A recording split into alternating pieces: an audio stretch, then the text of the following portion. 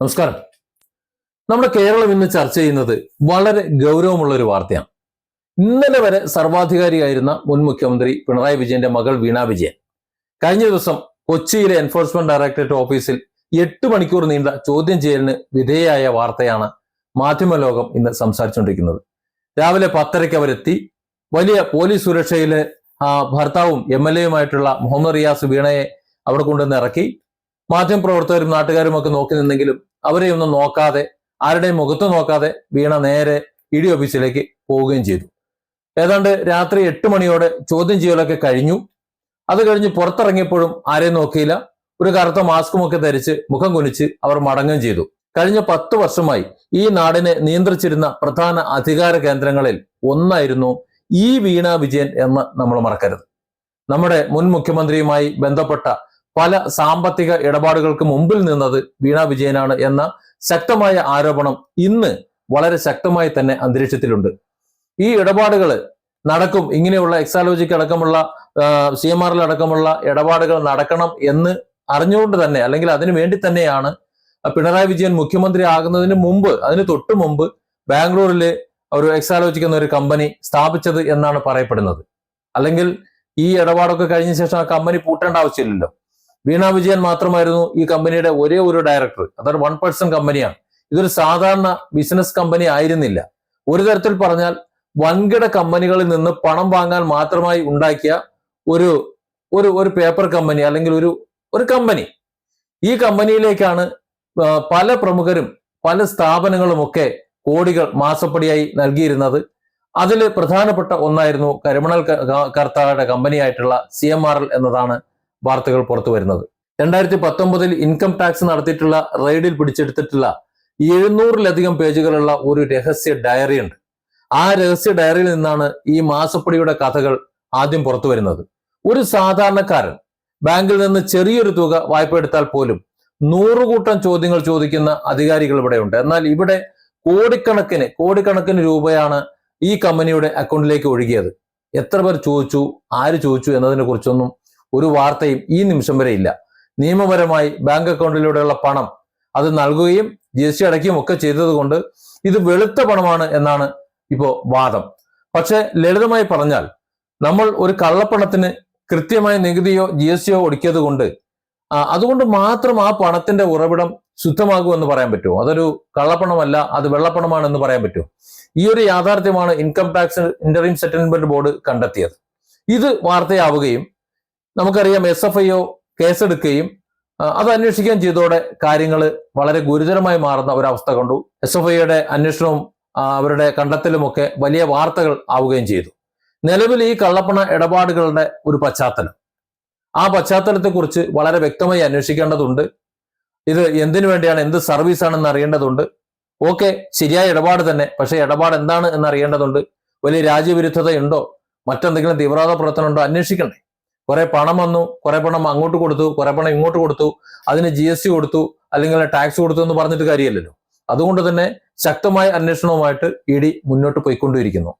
ചോദ്യം ചെയ്യലിന് മുമ്പ് CMRL അധികൃതരുടെ മൊഴികൾ നേരത്തെ തന്നെ ED കൃത്യമായിട്ട് രേഖപ്പെടുത്തി വെച്ചിരുന്നു. ആദ്യ സമൻസ് വീണ വിജയൻ ഒഴിഞ്ഞു മാറുന്നതാണ് നമ്മൾ കണ്ടത്. എന്നാൽ ആദ്യ സമൻസ് ഒഴിഞ്ഞു മാറിയെങ്കിലും രണ്ടാമത്തെ തവണ ഒരു പക്ഷേ വിളിച്ചിട്ട് വന്നില്ല എന്നുണ്ടെങ്കിൽ പണി പാളുമെന്നും അറസ്റ്റ് ചെയ്യപ്പെടുമെന്നും ജയിലിലേക്ക് പോകുന്ന സാഹചര്യം ഉണ്ടാകുമെന്നും കൃത്യമായി അറിയാവുന്ന വീണ വിജയൻ അറസ്റ്റ് ഭയന്ന് EDക്ക് മുന്നിൽ ഒടുവിൽ ഹാജരായി. എക്സാലോജിക്ക് എന്ന വീണയുടെ പൂട്ടിയ കമ്പനിയിലേക്ക് എത്തിയിട്ടുള്ള 2,78,00,000 രൂപയെക്കുറിച്ചായിരുന്നു EDയുടെ പ്രധാന ചോദ്യങ്ങൾ എന്നാണ് പുറത്തുവരുന്ന വാർത്ത. ഇത്രയും ഒരു തുക CMRL നൽകാൻ എന്ത് കൺസൾട്ടൻസി സേവനമാണ് നിങ്ങളുടെ കമ്പനി ചെയ്തത് എന്ന ചോദ്യത്തിന് തനിക്ക് ഇതിനെക്കുറിച്ച് ഒരു ധാരണയുമില്ല എന്നും അന്ന് കമ്പനിയിൽ ജോലി ചെയ്ത ജീവനക്കാരോട് ചോദിച്ചാലേ അറിയാൻ പറ്റൂ എന്നുമാണ് വീണ മറുപടി പറഞ്ഞത്.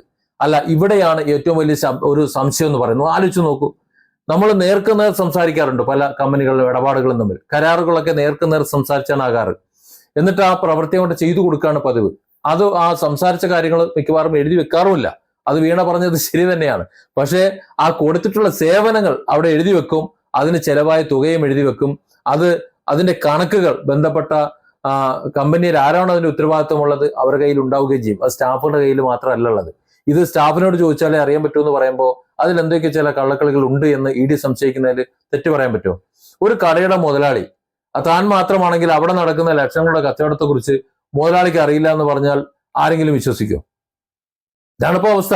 2013 കമ്പനി നിയമപ്രകാരം ഒരൊറ്റ വ്യക്തിക്ക് മാത്രം നടത്താവുന്ന 1% കമ്പനി ആയിരുന്നു എക്സാലോജിക്ക്.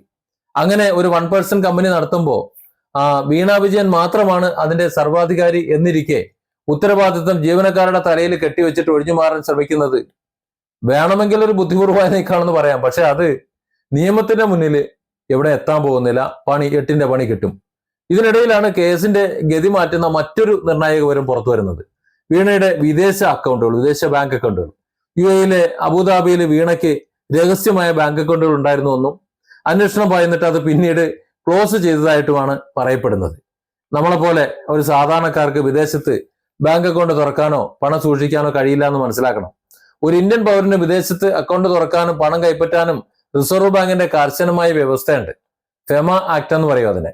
ഒരു വർഷം പരമാവധി $2.5 ലക്ഷം മാത്രമേ യാത്രയ്ക്കോ ചികിത്സയ്ക്കോ ഒക്കെയായി വിദേശത്തേക്ക് അയക്കാൻ നിയമം അനുവദിക്കുകയുമുള്ളൂ. അതിലപ്പുറം വിദേശത്ത് നിന്ന് അക്കൗണ്ടിലേക്ക് മാസപ്പടിയോ കമ്മീഷനോ കൈപ്പറ്റിയാൽ അത് കടുത്ത ബ്ലാക്ക് മണി ആക്ടിന്റെ പരിധിയിൽ വരും. വൻകിട കോർപ്പറേറ്റുകൾ പോലും ഭയക്കുന്ന ഇത്തരം നിയമലംഘനങ്ങൾ തെളിയിക്കപ്പെട്ടാൽ രാജ്യം വിടാൻ പോലും കഴിയാത്ത വിധം കുടുങ്ങി കുത്തുപാള എടുത്തു. ഈ വിദേശ അക്കൗണ്ടുകളെ കുറിച്ചുള്ള കൃത്യമായ വിവരങ്ങൾ ഇഡിക്ക് പലരും കൈമാറിയിട്ടുണ്ട് എന്നാണ് മനസ്സിലാക്കുന്നത്. ഇന്ത്യൻ വിദേശകാര്യ മന്ത്രാലയം വഴി UAE എംബസിയുടെ സഹായത്തോടെ ഇതിന്റെ ബാങ്ക് സ്റ്റേറ്റ്മെന്റുകൾ അടക്കമുള്ള കൂടുതൽ വിവരങ്ങൾ ഇഡി ശേഖരിച്ചും വരുന്നുണ്ട്. ഈ വിദേശ അക്കൗണ്ടുകളിലെ ഇടപാടുകൾ ഒന്നും തന്നെ നാട്ടിലെ ടാക്സ് റിട്ടേണിൽ കാണിച്ചിട്ടില്ലാത്തതിനാൽ അന്താരാഷ്ട്ര തലത്തിലുള്ള ഈ അന്വേഷണം പൂർത്തിയാകുമ്പോൾ വീണ വിജയൻ കൂടുതൽ നിയമക്കുരുക്കിലേക്ക് പോകും. ഒരുപക്ഷെ ഇനിയുള്ള കുറച്ചു കാലമെങ്കിലും ജയിൽവാസത്തിലേക്ക് പോകും എന്നുള്ള, അല്ലെങ്കിൽ ജയിൽവാസത്തിനുള്ള സാധ്യതയാണ് തെളിഞ്ഞു വരുന്നത്. ഇതാണ് ഇന്നത്തെ കേരളം കാണുന്ന ഏറ്റവും വലിയ അധികാര ദുർവിനിയോഗത്തിന്റെ കഥ. വീണ വിജയൻ ഇത്തരത്തിൽ പണം കൈമാറിയത് എന്തിനാണ് എന്നുള്ളതാണ്. വീണ വിജയന് വേണ്ടിയിട്ട് ഒരു കമ്പനി തുടങ്ങി വീണ വിജയൻ ഇത്രയധികം കോടികൾ എത്തിച്ചു കൊടുക്കാൻ മാത്രം എന്ത് ബന്ധമാണ് CMRLുമായിട്ട്, അല്ലെങ്കിൽ മറ്റ് വ്യവസായ പ്രമുഖന്മാരുമായിട്ട്, അല്ലെങ്കിൽ മറ്റ് വ്യക്തികളുമായിട്ട് എന്ത് ബന്ധമാണുള്ളത്? വിദേശത്ത് ബാങ്ക് തുടങ്ങി അതിലേക്ക് പണം വരുത്തുക, അതല്ലെങ്കിൽ ഇവിടെ ഒരു പേപ്പർ കമ്പനി അല്ലെങ്കിൽ ഒരു 1% കമ്പനി തുടങ്ങി അതിലേക്ക് ഇല്ലാത്ത സേവനങ്ങൾക്ക് കൊടുത്തു എന്ന് പറഞ്ഞിട്ട് പണം വാങ്ങുക, ഇങ്ങനെ കൊടുക്കാൻ ആളുണ്ടോ? അപ്പോ ആ ഒരു കമ്പനി തുടങ്ങിയിട്ട് അത് മര്യാദയ്ക്ക് മുന്നോട്ട് കൊണ്ടുപോകാനുള്ള ബുദ്ധിമുട്ട് ഇവിടെ എല്ലാവർക്കും അറിയാം. അത് എങ്ങനെയാണത് ഒരു ലെവലിലേക്ക് എത്തുക എന്നുള്ളത്. അവിടെയാണ് പെട്ടെന്ന് കേരളത്തിലെ ഒരു ഭരണം തുടങ്ങുന്നതിന് തൊട്ട് മുമ്പ് ബാംഗ്ലൂരിൽ ഒരു കമ്പനി, ഒരു 1% കമ്പനി തുടങ്ങുന്നു. അതിനുശേഷം അതിലേക്ക് കോടികൾ ഒഴുകി വരുന്നു.